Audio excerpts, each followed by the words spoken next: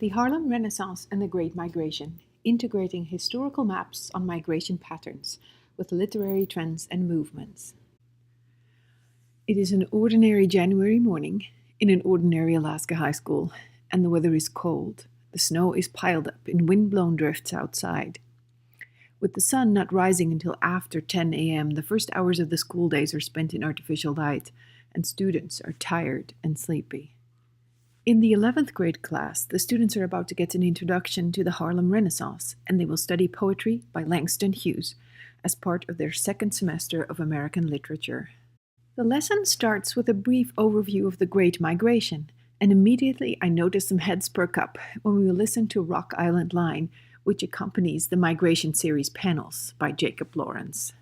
The number of African American students is very small in our community, and virtually none of the students have heard of the Great Migration or of the Harlem Renaissance, all of which is new knowledge to them. The students watch the slideshow by Jacob Lawrence, stopping at frequent intervals and debating the meaning of the panels. The panels provide insights into the reasons that people may have for moving away from familiar places, as well as showing them some of the difficulties people experience when moving, and students become curious about the way population shifts may come about. While they are interested, for most students this does feel very far away from their daily lives. Such a long time ago, so far away. It almost feels like a fictional story or a Hollywood movie. The paintings and the music draw the students in, but as yet they don't really seem to connect it to themselves. We move on to view the population maps from National Geographic on the whiteboard, and the students are able to experience visually what the Great Migration looked like and felt like. Many of the students have never traveled outside of Alaska, and most have only the vaguest understanding of the geography of the South. A couple of the students have been in the South, though, and they share their experiences with the class, telling everyone how hot and especially how humid everything was. I could really do with some hot weather right now. One of the students says, "A visual understanding of the Great Migration, seeing the population shift on the map, is an eye-opener for the students. All of a sudden they relate it to themselves, and now they want to know about their own state." Where's Alaska? Students ask. How come we are not on the map? We dig around some, and we find some statistics on African American population numbers in Alaska. I make a note to myself to find some maps for Alaska next time. Students are now seeing themselves in the shoes of people encountering unfamiliar surroundings, and they are thinking of times when they went someplace new. Some of them share how intimidating they found their experiences.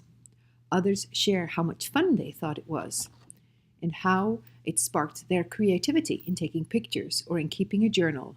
The maps allow the students to connect the poetry they're about to read to the human journey of African Americans.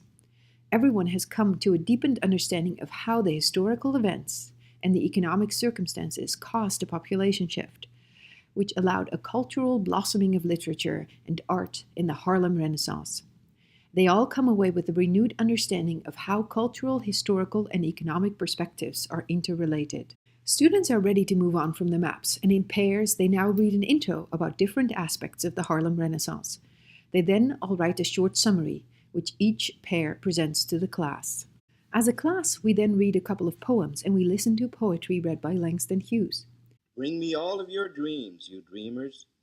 Bring me all of your heart melodies, that I may wrap them in a blue cloud cloth, away from the too rough fingers of the world. And that is what poetry may do. Wrap up your dreams, protect and preserve them, and hold them until maybe they come true. Columbus dreamed of finding a new world. He found it. Edison dreamed of light, more light, and he made light. All the progress that human beings have made on this old earth of ours grew out of dreams. That is why it is wise, I should think, to hold fast to dreams. For if dreams die, life is a broken-winged bird that cannot fly. Hold fast to dreams, for when dreams go, life is a barren field, frozen with snow. We discuss the meanings of the poems collectively, and then students move on to write a short reflection about the poems and about the reasons that Langston Hughes had for writing poetry. It is clear that students' understanding of Langston Hughes' poetry is deepened by their understanding of the historical background. and their understanding of the circumstances in which he wrote and the circumstances about which he wrote.